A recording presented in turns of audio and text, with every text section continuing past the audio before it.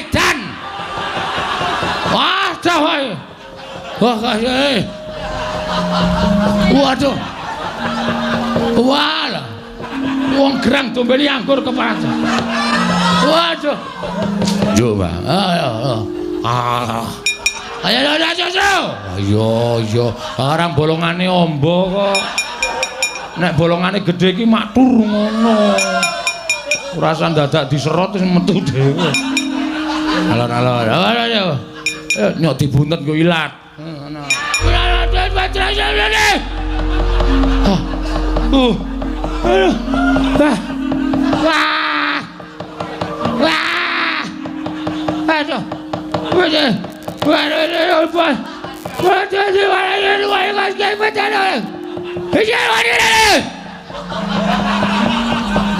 Jayasena, apa Mbah? Mbahmu wae tilik ana. Ngapa to?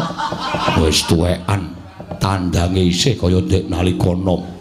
Kae nelikar megap-megap wae. Neng apa, Mbah?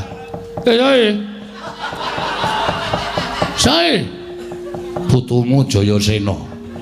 Anak Antasena, Mbah. Ana wecana pase. Omong apa, Mbah? Omong ndasmu. Lho takoni kok malah nesu. Hei. Hah? Lho cek. Bang. Bang. Apa? Wedang. Oh. Amune wedang wang. Ora krungu aku. Waduh. Wah. Nah. Oke, wajah. Ada mana? Sai. Isai. Barakudara. Aku jujur. Oh. Aku jujur ana. Junjung rono piye? Ya jujur ora kana.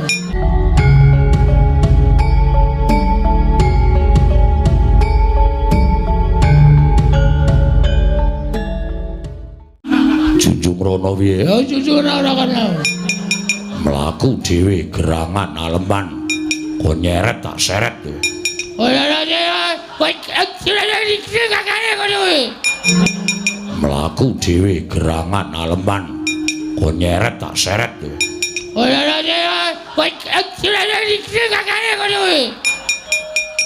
Yo, Bang. Ayo. Arang bolongane ombo kok. Nek bolongane gedhe iki matur ngono. Lepane. Sai. Isai. Barakudara. Aku jujur. Oh. Aku jujur ana. Junjung rono piye? Ya jujur ora kana. Mlaku dhewe gerangan aleman. Kok nyeret tak seret tuh. Oh ya ya.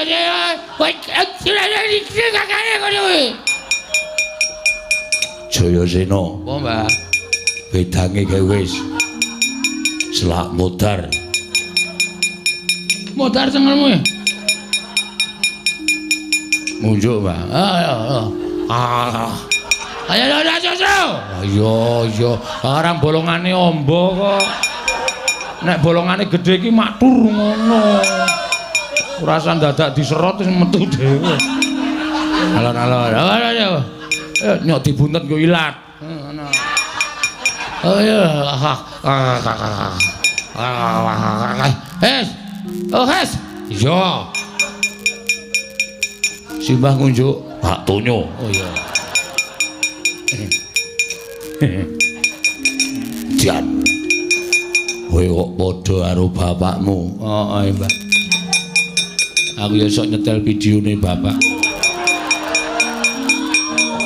Sok gumun aku dadi aku padha karo bapakku. Wah. Wah. Tangi. Hah? Tangi. Agak siapa? Kata apa sih ini?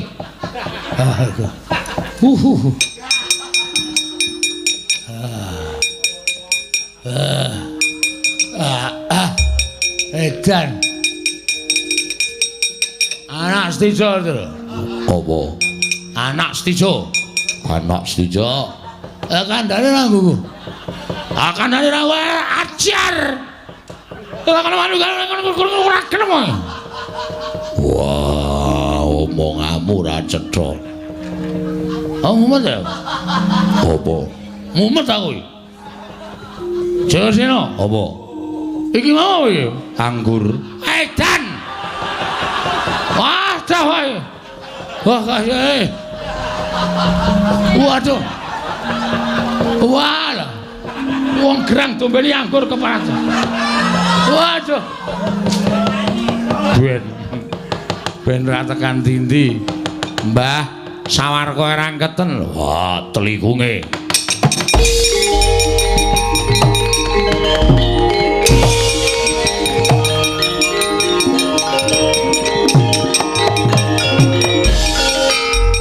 Sawa Gagah Warawudara. Sawarka, ya anak Buma, ya pancen Paranyata. Aja males nuruti karo Bramantyaning atimu.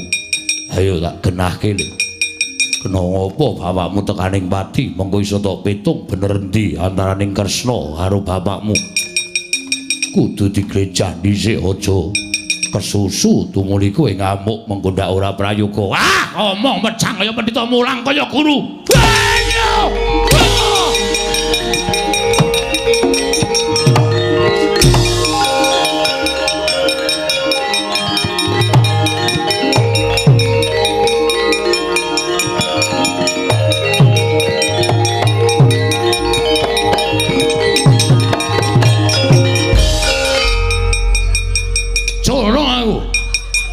Sawetara tak rangket dhisik. Yen wis kowe eling bakal tak tuturi sejatine lelakon. Aja gedhekake memungsuhan.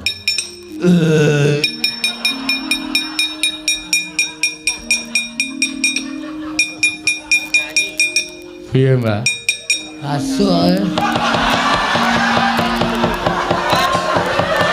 Setan kowe ya.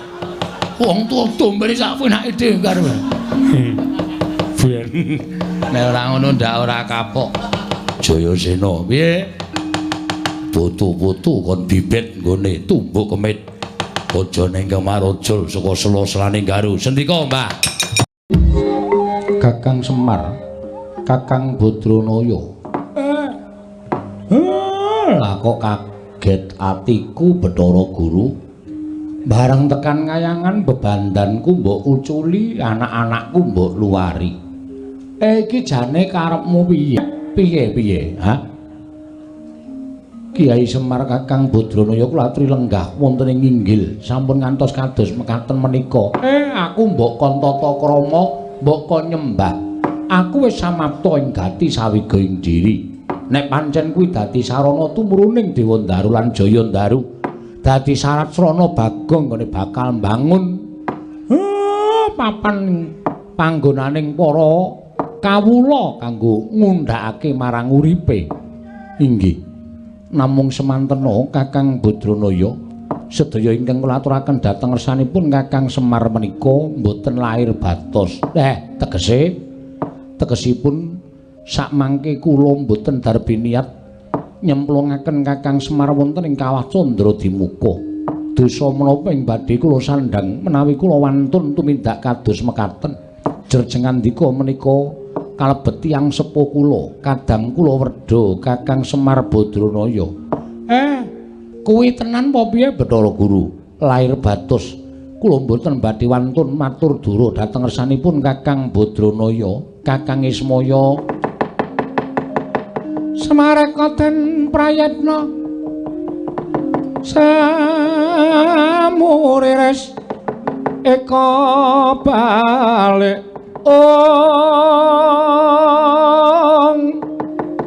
titiyani gandayani trisanya purnama sasi gilar-gilaran ing tengah latar milang lintang Bima Sekti. Kakang Semar menapa sampun aturaken menika mboten namung kandhek wonten ing pangucap nanging kababar dados pakarti.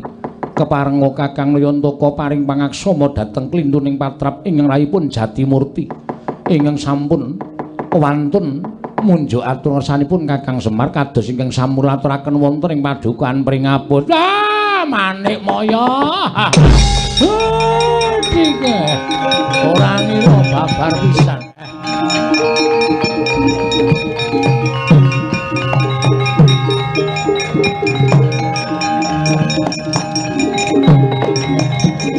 Bumi kuncing langit kelap-kelap katon lir kincanging risang mawe gandrung. Sabaran katulo wukir moyak mayik saking dias baliwur.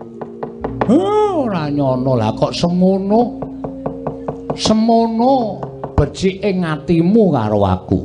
Jebul sing kok kandhakake mau mung lelamisan ora kandhas tekaning batin.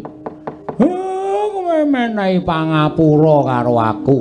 Lah saiki nek ngono aku nanjiki nek pancen aku ora kudu natohake nyawaku karo Bathara Guru ya adhiku Manik Maya. Dewa Ndaru lan Jaya Ndaru tak jaluke Bagong mengko ndak bingung urip dhewe eneng pring ngapus. Kakang Semar. Sejatosipun kalodhanganing kados mekaten menika sampun kula antu-antu sawetawis lami. Kula nanggen kula kepengin ngatingalaken katresnan kula dhateng Kakang Ismaya sarana saged sak pejagon kelawan Kakang Semar. Sirmu piye? Kakang Semar monggo sak mangke sekedhap. Kakang Semar badhe kula sugata dedharaning para Jawata Pelempertangga Jiwa lan Jambudipun Nirmala supados sak mangke dipun dhahar sarengan kaliyan Kang Rayipun Manik Maya miwah putra panjenengan Ulugaring menapa dene Petruk. Menawi mangke sampun tuwuk nggih adhahar kang seger nggih anginum tumunten kula piyambak ingkang badhe maringaken Dewa Ndaru lan Jaya Ndaru kelawan pun Bagong Kakang Semar. Pancen kuwi lahir batin ya. Wis suwe banget aku ora sak pejagong karo adhiku Manik Maya nek pancen kepengin nyugata karo wong tuwa. Aku mung kari manut Bathara Guru Surawati wis digestaken dawuh kula. Lang-lang yang dia mangungkung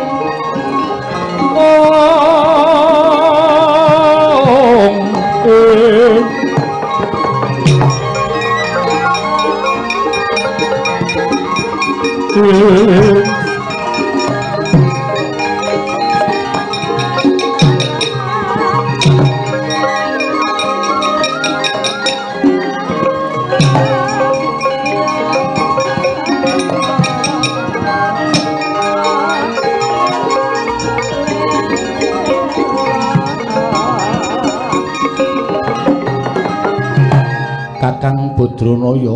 Piye? Pasugatan dedharan sampun kula aturaken.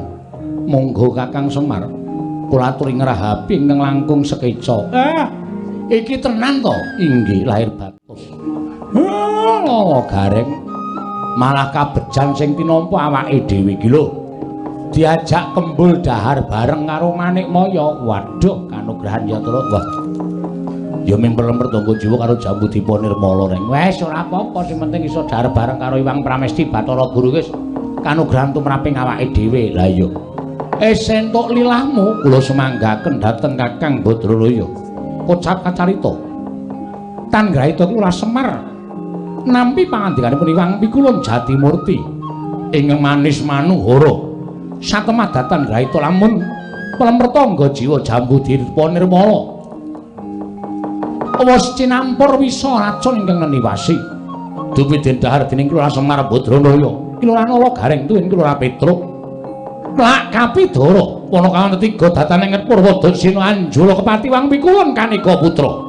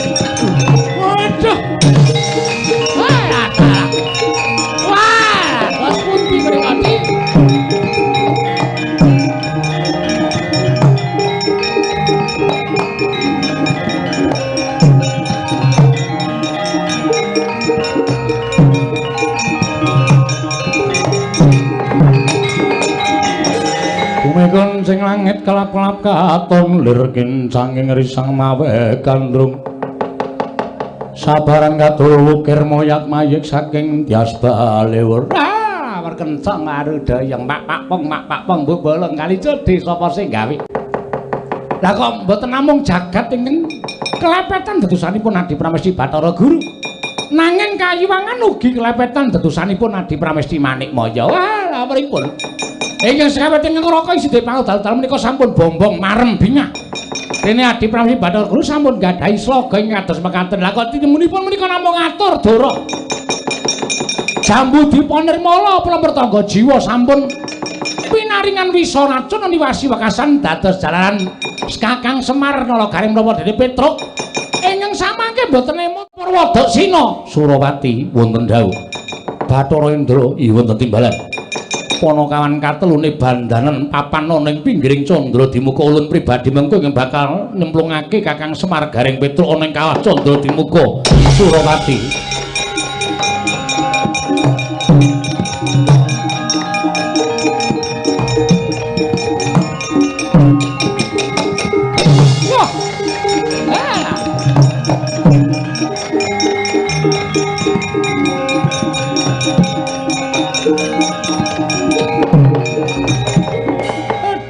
Das pundi tadi lah kok mekaten pun Adi Pramesti Bathara Guru. Kakang Semar menika kadang paduka, kadang werda.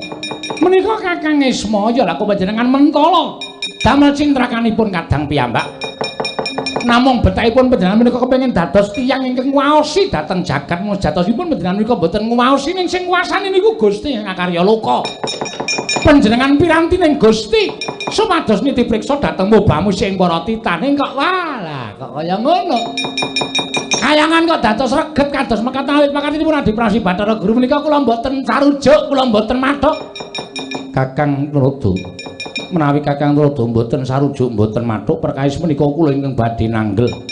Sampun ngantos ngembe dhateng Kakang Narada. Kula inggih badhe matur tunggak waru godhong dadap. Kula mboten badhe melu-melu mboten badhe garap. Menawi wonten menapa-menapa kula semanggaken dhateng Paduka Pramesti Bathara Guru. Kula ingkang badhe nanggel Kakang Narada. Kula semanggaken, kula semanggaken.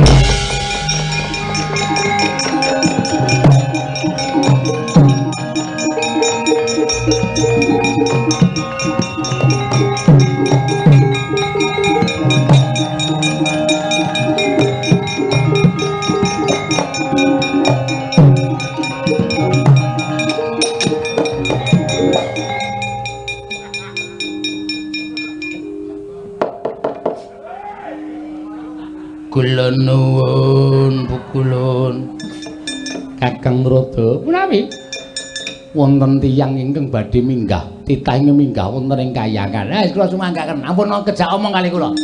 Lho kok ngaten iki panjenengan ora iso dikandhani, ora iso dielikke. Nek wonten menapa-menapa kula sumanggaken. Sinten ingkang wantun minggah dhateng kayangan Kakang Narada? Monggo dipun presani kemawon.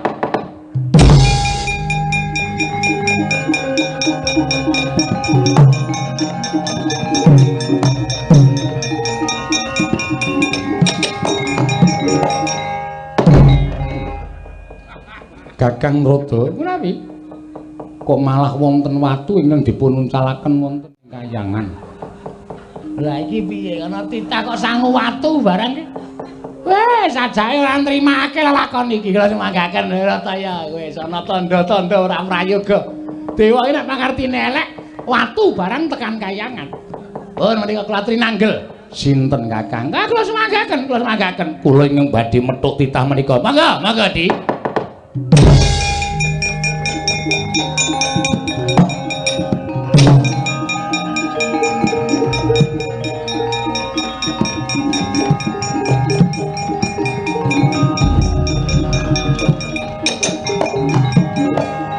Migunjang kancing langit kelap-kelapaton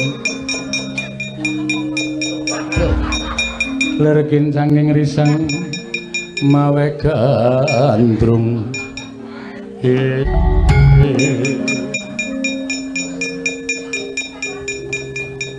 Janaka anu Arjuna kena ngopo kita satriya kok sangu watu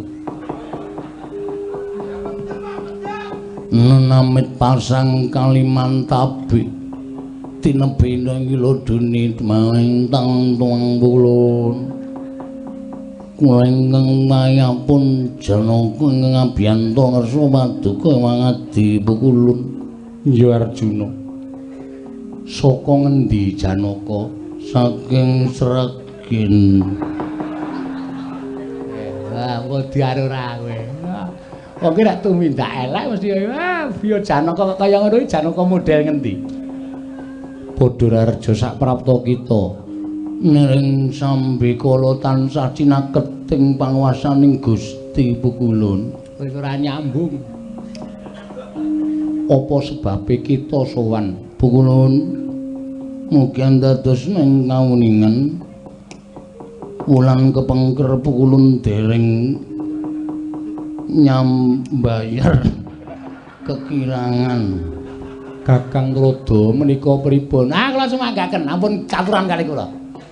Sore Janaka kok Janaka kok debt collector iki cara ngendi? Sasi wingi ora mbayar dengkule atos kuwi ora. Pukulun Arjuna kepiye? Mekaten inggih. Iya. Apa ingin dadi sebabe Janaka kita munggah ana ing kayangan?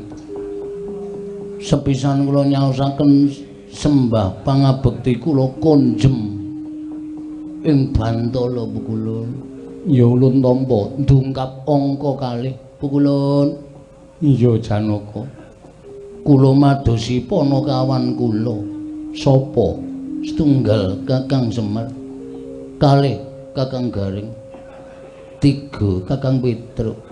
Kok Kakang kabeh iki piye iki? Menawi ngendikanipun para kadang-kadang pedagang angkringan ingkang sami mirsani dhateng lelampanipun ringgit Purwosdalunadas Pukulun. Kakang Semar Nala Gareng kaliyan Petruk menika dipun beta wonten ing kayangan Suralebaya. Menapa inggih kaleresan mekaten Pukulun?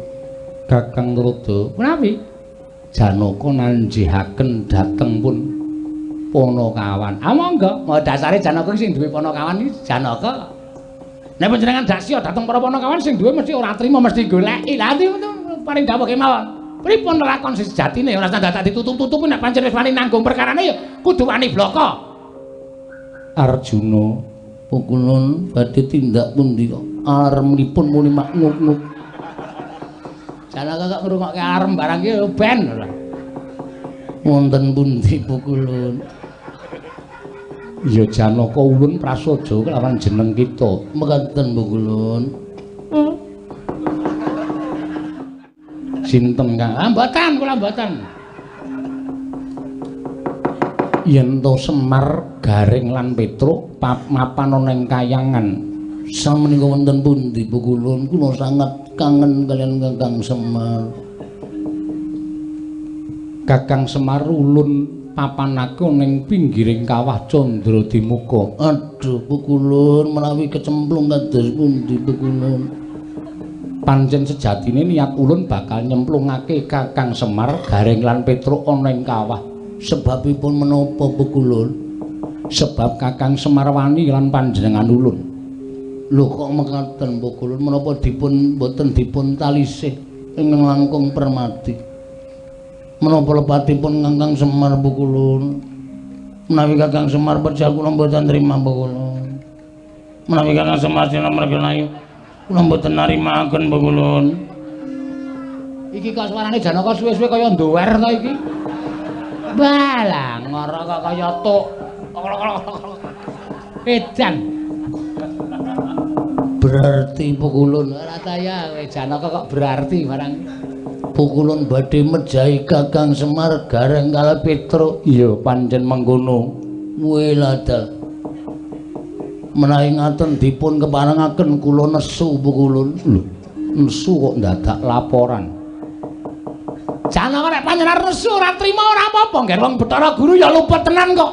Iblis lanang buku karepe.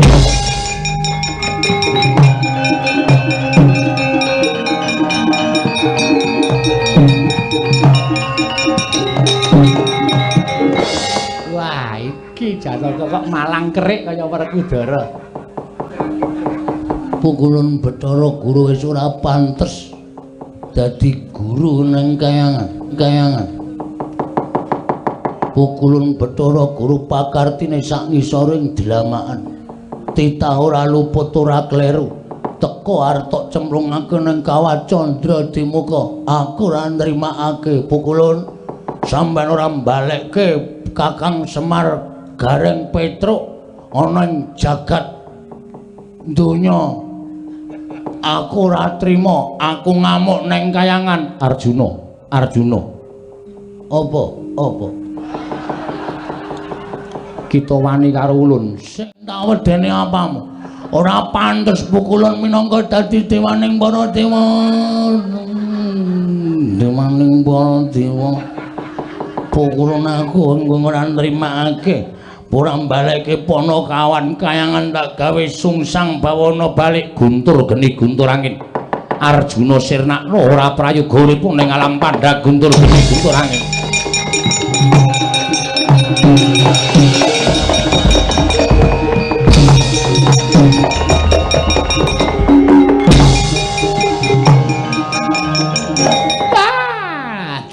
Perkentong arudayang pak pong bu bolong kali code sama sing gawe. Iki sing jeneng wong arep kewirangan ki nang kene iki. Kakang Narada ki menapa malah gumujeng. Nggih gumujeng. Wong sampeyan dikandhani ya wis ora gugu. Sampeyan ora bener dibenerke ya wis ora gelem melu. Nyatane kaya ngeten iki Janaka ora kena guntur geni guntur angin ora apa-apa, malah katon mencorong cahayane. Kakang Narada. Lho kok Kakang? Pukulun Narada. Ampun tumut-tumut perkara niki Pukulun Narada. Kakang Narada, nadyan Arjuna mboten kenging guntur geni guntur angin. Kula dawahi Cis Trisula mesti lebur tanpa dadi. Monggo. Arjuna, kula wonten dawuh Pukulun. Tak tibani Cis Trisula. Kelakon sirna margalayu. Kula trinamaken Pukulun kula mboten badhe ajrih kaliyan Sestri Amin Trisula. Trisula Pukulun mati dening ulun keparat.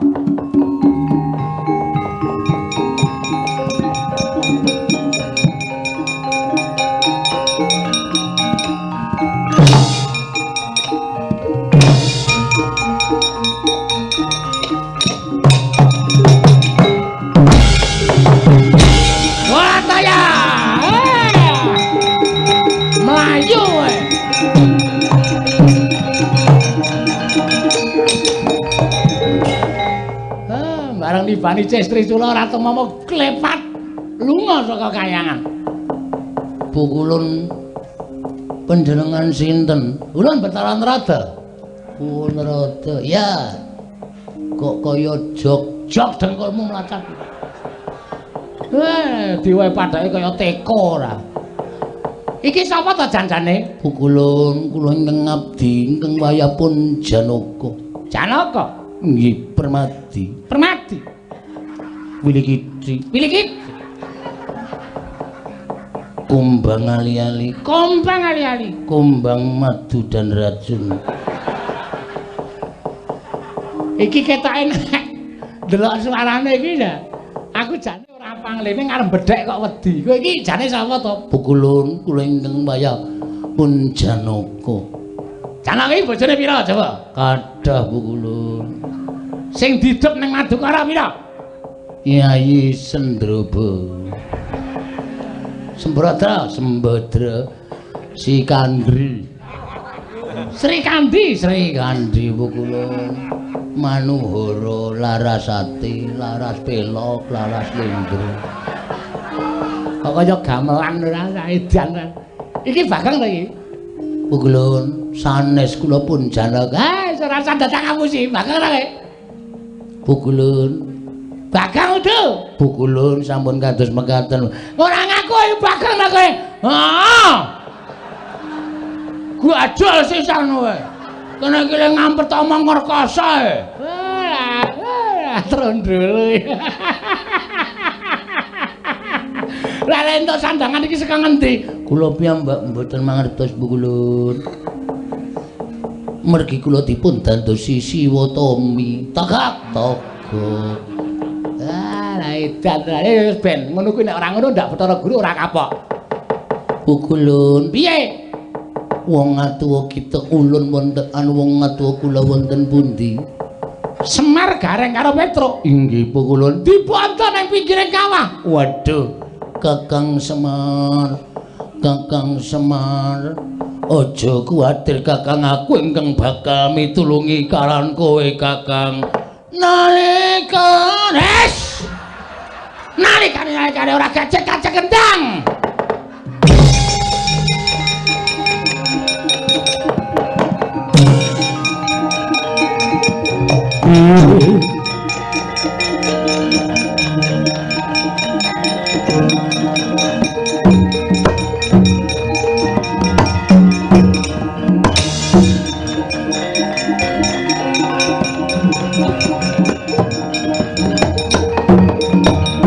Ngarana sumubang mangaruna kadinetrane nganggo rapo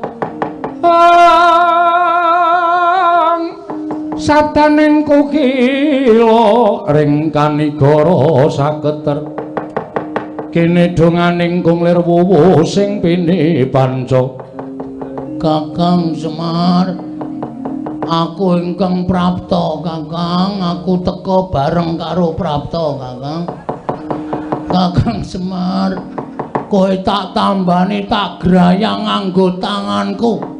Muga-muga waluya nirmala temajati jati temal-mal nirmala waluya Kakang Badranaya.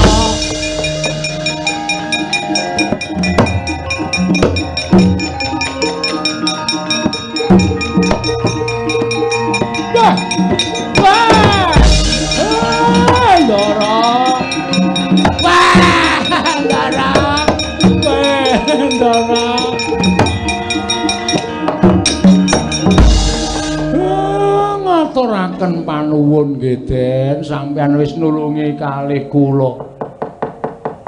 Ngaturaken panuwun Ndara wis nulungi kalih kula. Ngaturaken panuwun nggih Den wis nulungi kalih kula. Ibu sepodo-podo. Sampeyan kok prisa kula teng mriki. Google Map. Napa niku? Kakang Semar, kowe aku ngerti wae kowe nang endi Kakang Semar. Nek kowe kena apa-apa iki aku mesti entuk kabar saka kantor pos Kakang. Yo kiai kok kaya udu ya Rek. Iki kok Ndara kok suarane kok kaya bar watuk to iki. Nala garang petereo.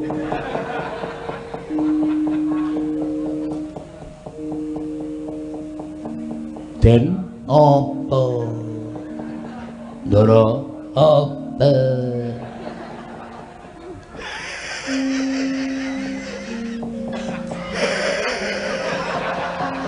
Oh, genah udu. Ndara kok guyune kok nganti nging-nging. Wah, Ndara Janaka gundule atos. Kowe kok dadi Janaka kuwi? Kakang Semar, cangkeme sing apik. Iki ndaramu kok kowe. Kowe tendang modar kowe. Suarane ora pangling. Kakang Semar. Isih ketara. Kakang Semar. Tetep ketok ya, Truk. Kakang Semar. Gegeden. Slendrik. Gegeden kok slendrik ora. Aneh-aneh ora. Kakang Semar ayo padha mapan ana ing ngendi ku jenenge? Ngendi, Truk? Kok Selakanda Warubinangun. Ngopo? Kakang Semar basa. Kakang Semar ki wong tuwa, kena nggo patuladan. Ora basa karo Bendara. Dosa Kakang Semar tak sanggane. Ora apa-apa. Ngopo ning Selakanda Warubinangun? Piknik Dharma Wisata. Cah edan. Wis ayo aja kokean pertingsing. Pertingsing ki apa nang mbok ora ngerti. Sing sok muni pertingsing ki ming Bagong. Asli kowe. Ambok modar kowe ketrucut cangkeme ra. Asem. Ayo Kakang Semar ana ing Bale Marti Ukunda. Jaya binangun Kakang. Wis ben nek konangan sing asli diajar mbok men.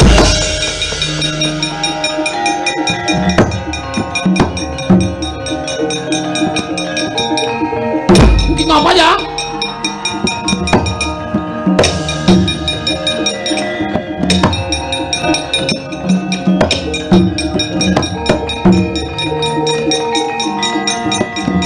Sumirat keneng soroting surya mega lan gunung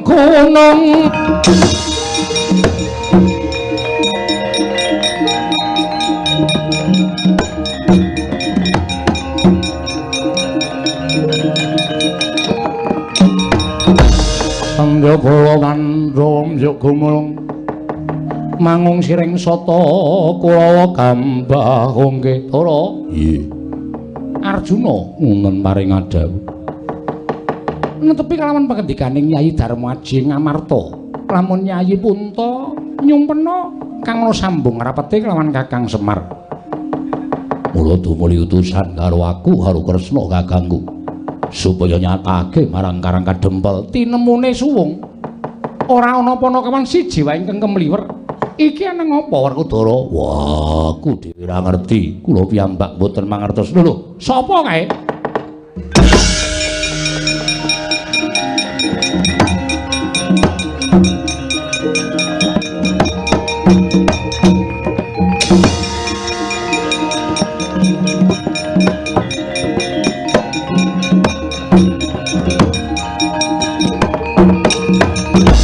Yata laruta saking godha sang kura-kura yen namo dosa sang Sri pukulun kula ngaturaken sembah pangabekti kula kunjuk iya Kresna Luntampa menawa napa pukulun dene sumengka tindakipun pukulun Sang Hyang Jagat Girinata ora memper temen ing atase sekawit wis gawe wiranging Sang Hyang Jagat Girinata nggone mapan ana ing Kayiwangan teka saiki mapan ana ing kene. Loh, Arjuna ora pantes sira darbe. Ya kuwi kanugrahan lananging jagat lancuring bawuna lamun kita Janaka wis mentala ngerang-irang sarta gawe wiranging para dewa. Pukulun paring dawuh mekaten keparengipun. Kita ingkang sekawit mapan ana ing Kayiwangan ulun mlayu saka ing Suralaya. Keplayu awit nggon kita bakal nyelametake kelawan Kakang Semar Garing apa dene Petruk teka saiki mapan ana ing kene niat kita pancen kepengin gawe wiranging Jatimurti ya ngono apa piye Janaka.